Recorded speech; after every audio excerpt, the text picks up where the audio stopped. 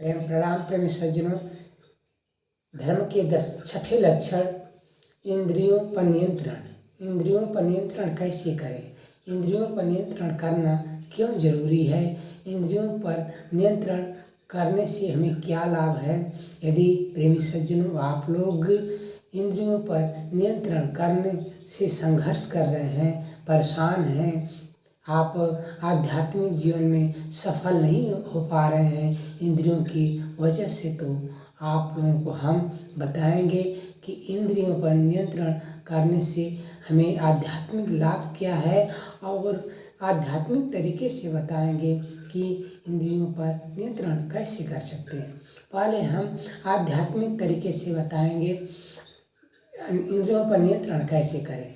इंद्रियों पर नियंत्रण ध्यान के द्वारा भी कर सकते हैं, योग के द्वारा भी कर सकते हैं, प्राणायाम के द्वारा भी कर सकते हैं, सत्संग के द्वारा भी कर सकते हैं, स्वाध्याय के द्वारा भी कर सकते हैं। ध्यान यदि हम करते हैं प्रतिदिन 5-10 मिनट, उस ध्यान के समय को धीरे धीरे बढ़ाया जा सकता है। लेकिन यदि प्रतिदिन हम ध्यान कर रहे हैं तो हमारी इंद्रियां बिल्कुल शांत हो सकती हैं। इंद्रियों पर हम स्वतः नियंत्रण प्राप्त कर सकते हैं। आगे योग के द्वारा भी हम इंद्रियों पर नियंत्रण प्राप्त कर सकते हैं। जब हम योग करते हैं प्रतिदिन तो हमारी इंद्रियां नियंत्रित हो जाती हैं, मन शांत हो जाता है। मन शांत होने के बाद शुद्धता आ जाती है, तो मन का संबंध आत्मा से हो जाता है। जब आत्मा से संबंध मन का होता है तो आत्मा परमात्मा की तरफ अपनी दृष्टि कर लेती है। आगे प्राणायाम के जरिए भी हम अपने इंद्रियों को नियंत्रित कर सकते हैं। प्राणायाम के जरिए हम अपने मन को शुद्ध कर सकते हैं।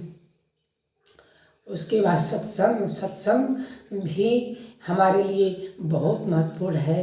यदि हम सत्संग सुन रहे हैं, सत्संग में भाग ले रहे हैं, ध्यानपूर्वक उसका आनंद ले रहे हैं, तो भी हमारे इंद्रियों पर नियंत्रण हो सकता है। क्योंकि सत्संग सुनने से हमारा मन शुद्ध हो जाता है, हमें मार्ग मिलता है, सुंदर मार्ग मिलता है। जब सुंदर मार्ग मिलता है तो इंद्रियों पर नियंत्रण करने के लिए हम स्वयं प्रयासरत हो जाते हैं। उसके बाद प्रेमी सज्जन, सत्संग के बाद स्वाध्याय के जरिए भी हम इंद्रियों पर नियंत्रण प्राप्त कर सकते हैं। स्वाध्याय से हमें ये जानकारी मिलती है कि हमारे जीवन का उद्देश्य क्या है, हमें संसार में किस लिए आए हैं, हमारा जन्म किस लिए हुआ है। हम अपने जीवन के उद्देश्य को समझ करके इंद्रियों को नियंत्रण करने में आगे बढ़ते हैं। हम आगे बढ़ते हैं, और जब हम आगे बढ़ते हैं तो इंद्रियों पर नियंत्रण करना सरल हो जाता है। आप जानते हैं प्रेमी सज्जनों, हमारी इंद्रियां 5 हैं: आँख, कान, नाक, जीभ और त्वचा।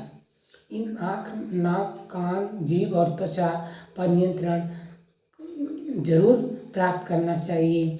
और प्रेमी सज्जनों, हम ये बताते हैं कि आपको आध्यात्मिक लाभ क्या मिल सकता है यदि हम अपने इंद्रियों पर नियंत्रण करेंगे। तो आध्यात्मिक लाभ, मन की शुद्धि भी हमें इंद्रियों पर नियंत्रण करने से प्राप्त होती है। और उसके बाद में हमें आत्मज्ञान की भी प्राप्ति होती है। ध्यान में हमारी स्थिरता आ जाती है। जब भी हम ध्यान करते हैं तो हमारा मन स्थिर हो जाता है। जब मन स्थिर हो जाता है तो हम ध्यान के उच्च शिखर पर पहुंचने में कामयाब हो सकते हैं। और इंद्रियों पर नियंत्रण करने से प्रेमी सज्जनों, क्रोध से मुक्ति भी हम प्राप्त कर सकते हैं। जिन प्रेमी सज्जनों को बातों बातों में क्रोध आता है, किसी भी बात को लेकर बहुत जल्दी ही वे क्रोधित हो जाते हैं, तो उनके लिए बहुत ज़रूरी है कि वह इंद्रियों पर नियंत्रण करें और योग, ध्यान, प्राणायाम, सत्संग, स्वाध्याय का सहारा अवश्य लें। प्रेमी सज्जनों, आगे हम ध्यान में स्थिरता है तो बता दिए मैंने, क्रोध से मुक्ति मिल जाती है, मन की शुद्धि हो जाती है, आत्मज्ञान मिल जाता है, और आध्यात्मिक उन्नति भी हमें मिलती है इंद्रियों पर यदि नियंत्रण कर लेते हैं। यदि हम इंद्रियों को नियंत्रित कर ले रहे हैं, आध्यात्म के उच्च शिखर पर उच्च अवस्था में हम पहुंच सकते हैं। यदि हम इंद्रियों पर नियंत्रण नहीं कर पा रहे, कोई भी साधन नहीं हम उपयोग में ला रहे हैं, तो हमारे लिए सब आध्यात्मिक सब जो कुछ भी हमने पा रखा है, जो कुछ भी पाने की इच्छा हमारे मन में है, वह प्राप्त नहीं हो सकती है। प्रेमी सज्जनों, एक हम कहानी के जरिए हम लोग आपको समझानेंगे कि कैसे हम इस कहानी के माध्यम से इंद्रियों पर नियंत्रित प्राप्त कर सकते हैं। एक आध्यात्मिक कहानी आपसे चर्चा करेंगे।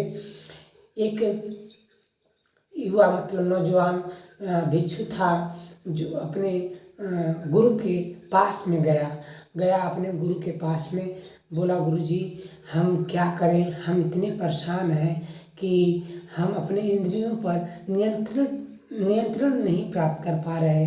क्योंकि जब गुरु जो भी मंत्र दिए थे, तो वह सिर्फ मंत्र तो धारण कर लिया, लेकिन जब भी ध्यान वह करने के लिए बैठता था तो उसका मन इधर उधर जाता था।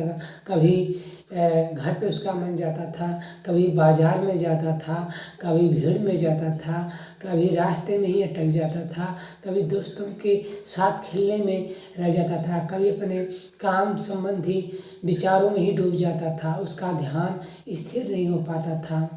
पर इसीलिए उसने गुरुजी के सामने सबसे पहले यही प्रश्न किया, गुरुजी आपने मुझे मंत्र तो दे दिए, मुझे आपने सब कुछ ज्ञान तो दे दिया, बता दिया, लेकिन हमारा मन स्थिर नहीं है, हमारी इंद्रियां बस में नहीं है, इसके लिए हम क्या करें।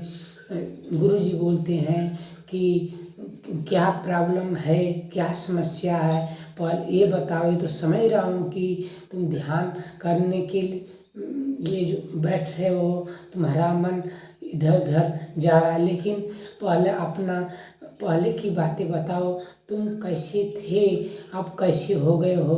तो वह शिष्य बोलता है, गुरुजी हम तो पहले जब बचपन में थे, यानी आपसे मंत्र लेने से पहले हम तो बाजार में जाते थे, तो जितने भी सुंदर सुंदर वस्तुएं थी उसको देखने के लिए हम लालायित हो जाते थे, और जब तक नहीं देखते थे तब तक मेरा मन नहीं भरता था। और बोलते हैं कि आगे बोलो, और आगे बोलता है कि जो कुछ भी हम बाजार में देखते थे, स्वादिष्ट मिठाइयाँ, जब तक उनको हम खा नहीं लेते थे तब तक हम वहाँ से लौटते भी नहीं थे। फिर आगे बोलते हैं, आगे बताओ। बोलते थे यदि कोई कहीं झगड़ा करने लग जाता था, कोई या बात करने लग जाता था, या कहीं भी हम किसी को देखते थे, बात करने के लिए देखते थे, तो हम वहाँ झट से अपना काम छोड़ करके उसके पास चले जाते थे, उन भीड़ में चले जाते थे लोगों की बातें सुनने के लिए। और बोलोगे, आगे बोले कि अगर बागीचे हमारे सामने दिखाई देता था, तो जब तक हम फूलों की गंध नहीं ले लेते थे तब तक हम उस बागीचे में से बाहर नहीं निकलते थे। इस तरह से उसने अपने इंद्रियों के 5 इंद्रियों के कर्मों को बता दिया। तब गुरुजी समझ गए कि इसको अब एक नियंत्रण करने का अलग तरीका हम दिखाएंगे, नहीं बताएंगे, नहीं तो यह कभी भी अपने मार्ग पर नहीं आ सकता है, कभी भी यह ध्यान करने के योग्य नहीं हो सकता है, कभी भी अध्यात्म की तरफ मुड़ नहीं सकता है। प्रेमी सज्जनों, उसी समय गुरुजी बोले, बेटा क्या करो, एक मैं तुमको, देखो ये क्या है। उसने बोला कि सेब है। अब तुमको ये सेब देता हूँ, और सेब क्या करो, अपने मुंह में डाल लो, लेकिन इसको खाना नहीं है। जब तक मैं नहीं आऊँ तब तक इसको खाना नहीं, थोड़ा सा भी दांत भी नहीं दबाना है, अपने मुंह में लिए रहो। तो प्रेमी सज्जनों, उसने क्या किया, उसने गुरु की बात उसने मान लिया कि गुरुजी हमारी जब परीक्षा ले रहे हैं, गुरुजी जब हमें अपनी आज्ञा का पालन करने का आदेश दिए हैं, तो हमें आज किसी भी हाल में गुरु जी की बातें माननी चाहिए। तो उस शिष्य ने क्या किया, उस सेब को लिया और मुंह में दबा लिया, मुंह में दबाया रखा। अब गुरु जी पहले ही बता दे थे कि जब तक मैं न आऊँ तब तक तुम इस सेब को खाना नहीं।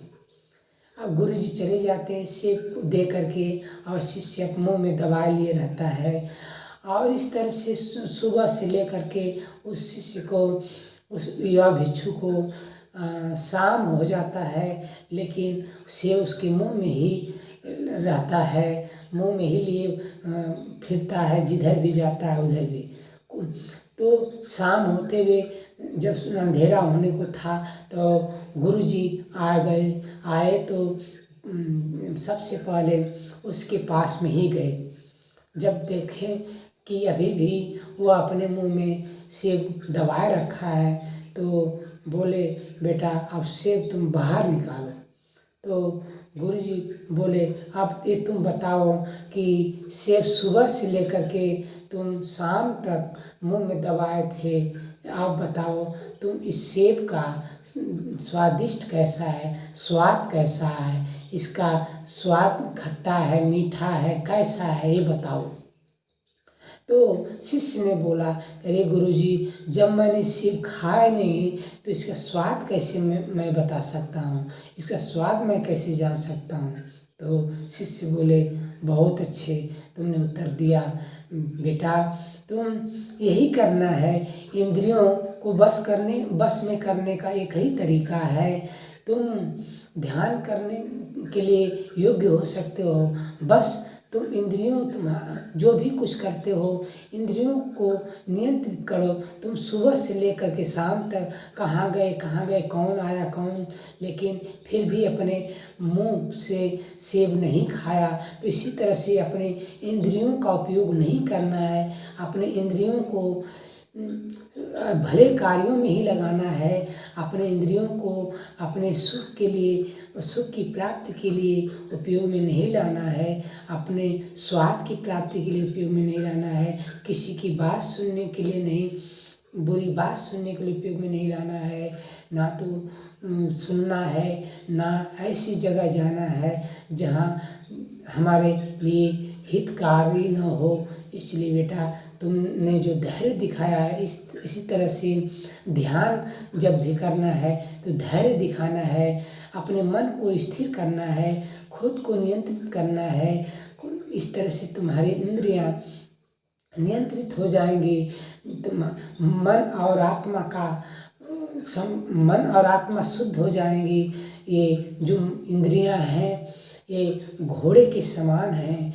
ये मनोवृत्तियाँ जो है घोड़ों की मनोवृत्तियाँ जो हैं, इंद्रियां जो मन की तरह भागती हैं इधर उधर, इनको हम रोक सकते हैं जब हम अपने मन को स्थिर करेंगे। हम अपने मन को जैसे स्थिर करेंगे तो इंद्रियों पर विजय प्राप्त कर सकते हैं।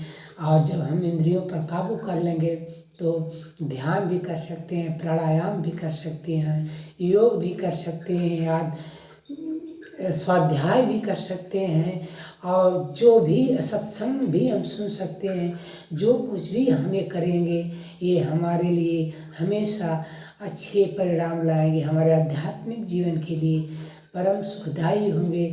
प्रेमी सज्जनों, ये वीडियो कैसी लगी तो आप जरूर कमेंट करके बताएं। प्रेम प्रणाम प्रेम सज्जनों।